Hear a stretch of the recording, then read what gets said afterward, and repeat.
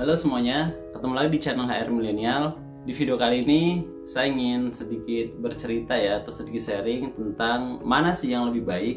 Apakah kita bekerja di perusahaan yang sudah besar, organisasinya besar, karyawannya banyak, perusahaannya sudah cukup mature, sudah cukup tua, sudah cukup aman gitu secara bisnis, sudah terkenal cukup bonafit gitu, atau lebih baik di perusahaannya masih kecil, organisasinya masih kecil sekali, atau bisa dibilang juga mungkin perusahaannya masih baru, karyawannya masih belum banyak, dan perusahaannya masih berjuang untuk mempertahankan bisnisnya supaya berkembang atau supaya lebih baik lagi. Nah, dari karakteristik dua perusahaan seperti itu, kira-kira mana sih yang lebih bagus atau mana yang lebih baik? Atau sebaiknya saya memilih perusahaan yang seperti apa gitu. Jadi kalau teman-teman sedang mencari pekerjaan atau mencoba membidik perusahaan yang ingin dijadikan tempat berlabuhnya teman-teman untuk bekerja atau untuk berkarya atau untuk berkarir, dengan kondisi dua pilihan yang ada, kira-kira bagus yang mana ya? Kira-kira lebih enakan pilih yang mana ya?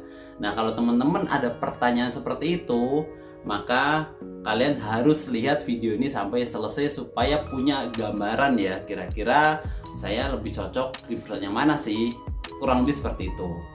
Kalau kemudian kita ngomong mana yang lebih bagus di antara dua perusahaan tadi, apakah yang sudah besar, sudah mature, organisasinya gede, karyawannya banyak, atau yang perusahaannya baru berdiri, karyanya masih sedikit, terus organisasinya masih kecil, dan perusahaannya masih dalam tahap berjuang, atau istilah zaman sekarang ya startup lah ya. Jadi perusahaan yang masih merintis, kurang seperti itu. Nah, jawaban gampangnya sih sebenarnya tergantung ya teman-teman. Jadi tergantung dari value dan tujuan teman-teman berkarir, atau goals teman-teman dalam karir itu pengen seperti apa sih, tujuannya mau kemana sih, mau sampai di titik mana. Nah, tergantung value teman-teman tadi, tergantung tujuan teman-teman. Dan dua-duanya itu nggak ada yang jelek ya, nggak ada yang jelek. Yang jelek apa? Yang jelek yang ketiga, yaitu kalau teman-teman nggak mau bekerja. Nah, itu yang jelek gitu. Jadi dari dua perusahaan tadi itu pastinya ada plus minusnya, ada baik dan ada mungkin yang kurang menurut kita masing-masing. Tapi bisa jadi persepsi kita terhadap baik dan buruk dari dua kondisi tadi juga bisa saja berbeda. Antara kita dengan teman kita itu bisa saja berbeda. Yang menurut kita, oh saya lebih baik yang seperti ini, belum tentu teman kita juga mengatakan hal yang sama atau memiliki penilaian yang sama. Jadi seperti itu. Nah, kita coba bedah satu-satu ya. Yang pertama, kalau kita bekerja di perusahaan yang sudah besar atau organisasi sudah gede, perusahaan sudah mature, sudah cukup mapan lah, kurang lebih seperti itu. Nah, mungkin kalau teman-teman belum pernah bekerja, gambaran bekerja di perusahaan besar ini based on my experience ya teman-teman ya. Jadi berdasarkan pengalaman saya, dulu saya pernah bekerja di perusahaan yang di situ karyawannya tuh sudah 3.000, perusahaannya berdiri dari tahun 1900-an gitu, dan sudah cukup lama lah, salah satu perusahaan otomotif itu. Nah, kalau kita bekerja di perusahaan itu yang besar, maksudnya di perusahaan yang besar, itu biasanya kita akan menggeluti satu bidang yang sangat-sangat spesifik teman-teman, karena di situ organisasi sudah sangat lebar sekali, sangat besar sekali. Bahkan satu departemen saja bisa jadi timnya itu sudah banyak banget gitu loh. Jadi tiap orang karena banyak yang diurus, terutama untuk HRD-nya ya, itu biasanya benar-benar sangat spesifik sekali gitu loh.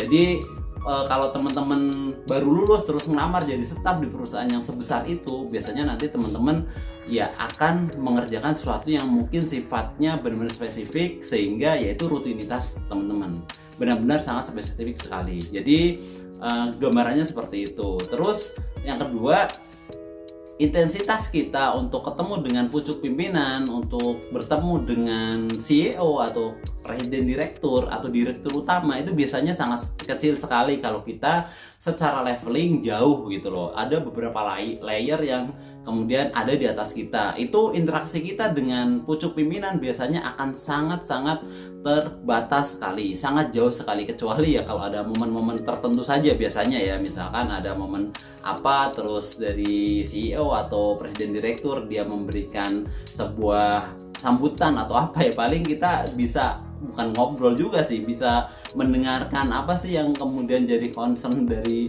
pucuk pimpinan kita, itu kita bisa akan tahu gitu. Tapi kalau masalah goal dan lain-lain sih biasanya akan diterjemahkan dan diturunkan ke bawahnya, entah itu dari direktur, terus ke GM, manager, supervisor, sampai kemudian ke para staff. Nah, gambarannya seperti itu ya. Kalau misalnya kita bekerja di perusahaan sudah mature dan sudah cukup besar dan bisa dibilang cukup mapan lah. Jadi pertama tadi kita akan mengerjakan sesuatu yang spesifik. Jadi kalau kita nggak coba proaktif untuk mau benar-benar mengejar apa kompetensi yang ingin kita kuasai, ya kita biasanya akan melakukan hal seperti itu saja, rutinitas saja gitu. Kecuali kita benar-benar proaktif, mau mau untuk belajar kepada mungkin rekan kita yang berbeda dengan job desk kita, ya kita harus mau belajar supaya kita tahu apa yang dia kerjakan gitu dan menambah kompetensi atau skill kita. Tapi kalau kita sekedar menjalani rutinitas, berangkat jam 7 pulang jam 4 atau berangkat jam 8 pulang jam 5, ya kita akan menjalani rutinitas yang sama, kemungkinan seperti itu, kecuali kalau kita nanti akan dirotasi, bisa aja ya, atau dimutasi, dipindah bagiankan. Nah itu bisa jadi, tapi biasanya hal tersebut durasi waktunya cukup lama atau cukup panjang. Itu yang pertama. Terus yang kedua, interaksi kita dengan para pimpinan atau pucuk pimpinan itu akan sangat terbatas sekali. Ya paling kita bisa sering-sering ngobrol atau ketemu kalau pengen sharing dengan atasan kita, ya paling atasan langsung gitu. Kalau misalkan kita staff ya paling sama supervisor, dan itu pun biasanya sangat terbatas juga karena kesibukan, karena besarnya organisasi yang ada gitu. Apalagi sama yang lebih jauh di atasnya lagi. Nah itu biasanya kalau kita bekerja di perusahaan yang sudah cukup besar. Nah, berikutnya yang ketiga, kalau kita bekerja di perusahaan yang sudah besar, sudah mapan, di mana secara bisnis juga sudah bagus, punya customer yang tetap, itu di perusahaan seperti itu sudah punya sistem yang bagus, sudah punya sistem yang rapi, sehingga kalau kita sebagai karyawan baru hanya menjalankan sistem yang sudah ada, ya kan? Hanya melaksanakan yang sudah jadi standarnya gitu. Jadi standarnya udah benar-benar baku gitu. Jadi bukan kemudian kita mencoba mencari sesuatu yang baru, yang kemudian apa sih yang kemudian bisa kita kembangkan lagi, atau apa yang kemudian bisa kita bantu untuk membangun sistem ini gitu loh. Jadi karena udah besar, karena sudah bagus, ya sistemnya sudah tertata dengan rapi, sehingga kalau kita join di perusahaan yang seperti itu, biasanya ya kita tinggal menjalankan sesuai dengan prosedur atau sistem yang sudah berjalan. Nah itu yang ketiga. Terus yang keempat, biasanya nih untuk jenjang karirnya itu memang tergantung hasil prestasi kerja kita dan lain-lain. Cuman biasanya relatif lebih lama dibandingkan perusahaan yang masih relatif baru, karena sudah punya sistem yang bagus, sudah punya skala upah misalnya yang sudah ditentukan, punya kemudian skala jabatan yang sudah benar-benar paten di situ, sehingga ketika kita join dari awal ya bisa diukur lah, tapi dalam jangka waktu yang biasanya relatif lebih panjang atau lebih lama. Misalkan kita masuk staff, nah untuk mencapai titik supervisor sampai manajer itu biasanya kita udah bisa melihat, oh kemungkinan berapa tahun lagi nih kalau kemudian saya bisa di titik ini. Itu pun pertama kalau misalkan jabatannya nanti bakal kosong ya, atau kedua dengan hasil kerja atau hasil KPI kita atau hasil penilaian performance kita itu benar-benar bagus dan stabil. Kenapa? Ya karena sudah besar organisasinya, biasanya orang-orangnya pun sudah tertata dengan rapi gitu, sudah terisi semua posisi yang ada. Jadi kesempatan untuk naik jabatan dalam tempo waktu yang singkat itu biasanya cenderung relatif lebih kecil, kecuali ada yang tiba-tiba resign atau udah banyak karyawan di lini leader atau manajer sudah pada sepuh bentar lagi pensiun, ya itu beda cerita. Tapi secara umum kurang lebih seperti itu. Nah itu untuk perusahaan besar. Jadi kalau misalkan teman-teman punya karakteristik, wah saya mah kerja yang penting nyari aman lah, nyari nyaman, karena saya udah bekerja udah syukur, udah bekerja kita jalan yang terbaik, ya sudah gitu. nggak penting karir apakah saya pengen jadi seperti apa, meskipun biasanya sih kalau udah masuk juga ada hal-hal yang kemudian membuat kita termotivasi untuk mungkin berubah, mungkin untuk mencoba hal baru lagi karena bosan dan lain sebagainya. Tapi gambarannya kurang lebih seperti itu. Jadi kalau misalkan karakter teman-teman lebih suka dengan sesuatu yang lebih nyaman, terus lebih pasti, lebih jelas, ya teman-teman bisa cari perusahaan-perusahaan yang sudah dibilang sudah mapan lah atau sudah mature, kurang lebih seperti itu.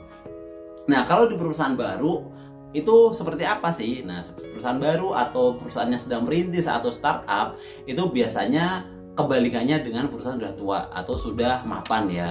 Kalau tadi perusahaan sudah mapan itu kita cenderung spesifik yang kita kerjain. Nah kalau di perusahaan baru itu biasanya cenderung benar-benar sangat generalis sekali. Jadi kita bisa mengerjakan, bisa dipastikan atau bisa diterjemahkan kita akan melakukan semuanya gitu. Jadi kayak palu gada, apa lo mau gue bisa gitu, apa lo mau gue ada, gue bisa ngerjain gitu. Lo mau butuh apa, gue bisa gitu. Misalkan HRD, misalkan contoh ya, misalkan jadi seorang HRD kalau di perusahaan sudah mature itu akan terpecah menjadi sub departemen, entah itu yang training sendiri, rekrutmen sendiri, ngurus compensation and benefit sendiri dan lain sebagainya sampai ke IR, legal, semuanya biasanya udah spesifik masing-masing. Tapi kalau di perusahaan baru bisa jadi sangat generalis sekali. Teman-teman pegang HR ya biasanya seluruh sekup dari ke HRD itu akan dipegang satu orang, bahkan bisa jadi akan merangkap di IR, Industrial Relation, akan merangkap di legal, bahkan akan merangkap di GA, bisa jadi merangkap di purchasing dan lain-lain lah. Intinya ya tadi palu gada. Nah kelebihannya apa kalau di perusahaan baru? Ya kita bisa belajar banyak hal, kita lebih bisa untuk mengeksplorasi diri kita untuk menguasai banyak hal, ya kan, bisa belajar secara general, jadi tahu kemudian seluk-beluk dari perusahaan, bisnis proses perusahaan dari A sampai Z itu bisa dikuasai atau setidaknya tahu secara umumnya lah. Nah itu yang pertama. Terus yang kedua itu kalau kita bekerja ya di perusahaan yang baru merintis, itu kalau yang perusahaan sudah mature, sudah mapan, itu ada gap ya, antara gapnya terlalu jauh lah ya. Kalau gap sih biasanya ada-ada aja gitu. Biasanya gapnya terlalu jauh antara kita atau karyawan yang masih baru dengan pucuk pimpinan, CEO atau presiden direktur atau direktur lah gitu. Tapi kalau di perusahaan baru biasanya gapnya itu lebih kecil sekali. Bahkan bisa jadi kita meeting atau meeting entah itu weekly atau monthly aja bisa jadi semuanya langsung ngumpul dan langsung bareng sama CEO-nya atau sama direkturnya atau sama presiden direkturnya. Nah ini karakteristik perusahaan baru. Jadi kita bisa lebih intens untuk ngobrol bareng sama pucuk pimpinan.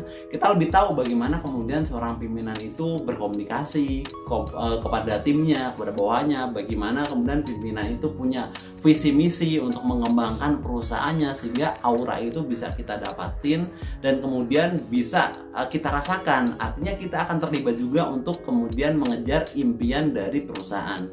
Benar-benar merasa dekat dan terlibat secara langsung terhadap visi dan misi perusahaan, apa yang ingin perusahaan capai dan kemudian apa kontribusi kita yang maksimal tentunya untuk berusaha memaksimalkan dalam pencapaian perusahaan yang diharapkan atau yang diimpikan atau yang diinginkan lah, goalsnya kurang lebih seperti itu. Jadi tadi ya, yang kedua kita lebih dekat, intens untuk berkomunikasi, bergaul dengan pucuk pimpinan. Terus yang ketiga, biasanya kalau perusahaan baru itu belum punya sistem yang bagus atau masih coba-coba untuk sistem seperti apa sih yang mau kita pakai gitu loh. Sistem seperti apa sih yang coba mau kita terapkan. Nah, di situ ada kesempatan lagi buat kita belajar ya. Belajar, mengeksplorasi, kemudian mungkin akan trial and error. Mungkin ketika gagal kita akan merasakan, wah ini ternyata gagal, ternyata nggak semudah yang kita bayangkan. Nah yang seperti ini itu sulit sekali didapatkan di perusahaan yang sudah mature ya, kecuali kondisi-kondisi tertentu yang emang menuntut perubahan secara fundamental. Misalkan perusahaan lama karena dulu sistem informasi, sistem informatika, kemudian sistem teknologi itu belum secanggih dan sebagus atau sebaik sekarang, terus kemudian ada banyak pembaruan secara radikal, secara fundamental, ya mungkin kita akan terlibat mencoba untuk menerapkan sistem baru yang mengganti sistem lama. Tapi itu nggak spesifik atau nggak serumit ketika perusahaan benar baru mencoba menerapkan sistem yang ada, ya. Jadi seperti itu. Jadi kalau kita di perusahaan baru, kita akan benar-benar merasakan sesuatu yang ya kita bagian dari perusahaan itu sendiri untuk mewujudkan apakah gagal atau berhasil perusahaan ini ke depannya. Itu kita akan merasakan dampaknya secara langsung. Maksudnya ya kita akan merasakan, oh ternyata gue bisa nih berkontribusi positif sampai perusahaan dari nol, dari kakaknya misalkan hitungan jari sampai kemudian ribuan atau ratusan gitu. Sehingga ya rasa kebanggaannya tuh pun pasti berbeda dibanding kalau perusahaan lama kan ya udah kita nerapin sistem aja, ketika sudah berhasil mempertahankan pencapaian yang ada, mencapai target, ya itu kayak seperti hal yang biasa aja gitu, karena emang udah jadi sesuatu yang normal seperti itu gitu. Tapi kalau perusahaan baru kan enggak. Kalau perusahaan baru ya normalnya kita masih berjuang gitu. Sampai perjuangan kita tuh menghasilkan hasil yang membuat perusahaan itu mungkin bisa benar-benar berkembang dan kita merasakan bagaimana bertumbuh dan berkembangnya perusahaan yang kemudian kita berkontribusi di dalamnya. Nah, jadi seperti itu teman-teman. Kalau kemudian teman-teman punya jiwa, mungkin punya jiwa perubahan atau jiwa orang yang benar-benar suka terlibat dengan sebuah pembaharuan, benar-benar suka terlibat dengan saya pengen memberikan kontribusi yang kelihatan secara langsung efeknya, dampaknya terhadap tempat di mana saya berkarya gitu. Jadi kalau teman-teman jiwanya seperti itu lebih cocok di perusahaan yang mungkin masih relatif baru atau startup ya, atau rintisan. Nah, plus minusnya apa sekarang? Nah, kalau di perusahaan lama biasanya kelebihannya ya lebih aman, lebih sustain ya kan, terus lebih mapan dari segi perusahaan, artinya ya tingkat kegagalannya dari perusahaan itu lebih kecil, sehingga dampak ke kita ya mungkin lebih ke bagaimana kita memberikan kontribusi terbaik supaya pencapaian yang kita capai itu sesuai dengan target yang diharapkan perusahaan. Kalau itu sudah tercapai, harapan dari target kita misalnya ya dari KPI kita itu tercapai semuanya dan kita nggak ada problem, ya biasanya lebih mudah untuk bisa kita diangkat jadi pegawai tetap, atau ya ke depan adalah jenjang karir yang sudah bisa kita lihat petanya dalam sistem yang sudah diterapkan di perusahaan tersebut. Itu kalau di perusahaan sudah mapan. Nah, kalau di perusahaan baru itu kelebihannya adalah tadi kita bisa belajar sesuatu yang keterlibatan kita tuh benar-benar kelihatan secara langsung dampak dan efeknya, apakah baik atau buruk itu akan kelihatan secara langsung. Jadi kita juga punya kelebihan untuk bisa secara intens berkomunikasi langsung dengan pimpinan, bahkan dengan pucuk pimpinan. Mungkin setiap hari bisa bertemu dan bisa ngobrol bareng, yang tidak mungkin ditemukan di perusahaan yang sudah mature atau sudah tua. Kurang lebih seperti itu, sudah mapan lah istilahnya ya, istilah bagusnya ya. Jadi itu kelebihannya.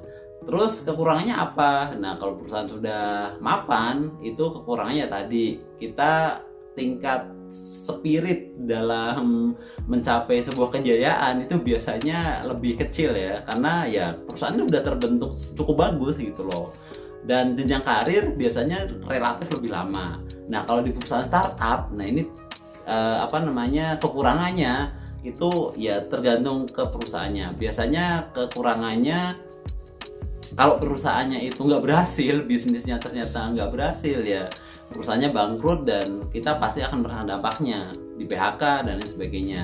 Oh ya, tapi ada satu kelebihan yang mungkin belum saya jelasin ya, kalau misalnya di perusahaan baru. Nah, kalau misalnya di perusahaan baru startup biasanya satu lagi ada kelebihan, kalau perusahaannya berhasil, perusahaannya sesuai target, terus dia bisa istilahnya untung ya, udah cuan perusahaannya, berhasil berkembang baik, berkembang pesat, berkembang bagus, itu posisi-posisi untuk jabatan tertentu, untuk naik jabatannya biasanya lebih cepat, karena ya kita adalah orang-orang awal gitu loh, orang-orang pertama yang benar-benar berkontribusi langsung dalam membangun impian dan mengembangkan perusahaan dari nol. Ketika sudah berhasil ya kita lebih dikenal sama pucuk pimpinan dibandingkan kemudian karyawan-karyawan yang masuk belakangan ketika perusahaan sudah mulai besar.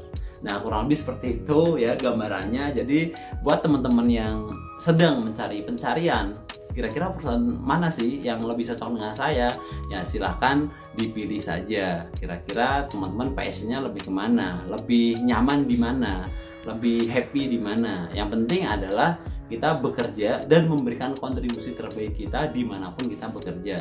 Meskipun kita nggak suka, misalnya udah terlanjur bekerja, kayaknya nggak cocok nih dengan karakter perusahaan seperti ini, ya jangan sampai kemudian ketidakcocokan itu membuat kita jadi menurunkan value kita sebagai seorang profesional gitu. Ya kalau kita nggak cocok, kita tetap harus memberikan kontribusi terbaik kita. Kalau kita merasa sudah cukup dan mau mencoba petualangan atau pengalaman baru, ya tinggal bilang baik-baik atau mengundurkan diri dengan baik. Ingat, jangan meninggalkan sesuatu yang diingat orang adalah sebuah kejelekan atau keburukan. Kenapa? Karena kalau kita sudah dikenal orang kejelekannya, yang dikenal orang tuh mengenal kita karena keburukan kita, itu susah untuk mengubah dia supaya berubah untuk mengenal bahwa itu tuh bukan saya atau saya udah berubah loh. Itu sulit sekali teman-teman.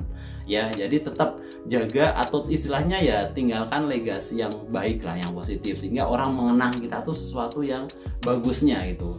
Oh, dia itu dulu pernah kerja di sini dan kontribusinya sangat luar biasa gitu. Misalkan dari situ tuh orang mengingat kita ya tetap hal yang keren gitu loh, bukan sesuatu yang kemudian ya dia tuh nggak bener, dia itu jelek banget. Pokoknya kalau dia ngelamar perusahaan kamu, mendingan sobek-sobek aja misalnya lamarannya, atau delete aja udah emailnya, biarin aja, dia kontribusinya aja tempat yang sebelumnya aja jelek banget gitu. Jadi jangan sampai teman dikenal oleh orang lain dengan pengenalan seperti tadi, sangat nggak bagus dan sangat negatif ya. Jadi mungkin itu video sharing kali ini, mudah-mudahan bermanfaat dan bisa memberikan gambaran kepada teman-teman kira-kira mana kemudian perusahaan yang akan saya pilih. Ya, kalau teman-teman sudah menemukan jawabannya, sudah menemukan, oh saya lebih cocok di sini nih, oh saya lebih cocok di situ tuh, silahkan tulis di kolom komentar. Terima kasih, sampai ketemu di video selanjutnya. Thank you.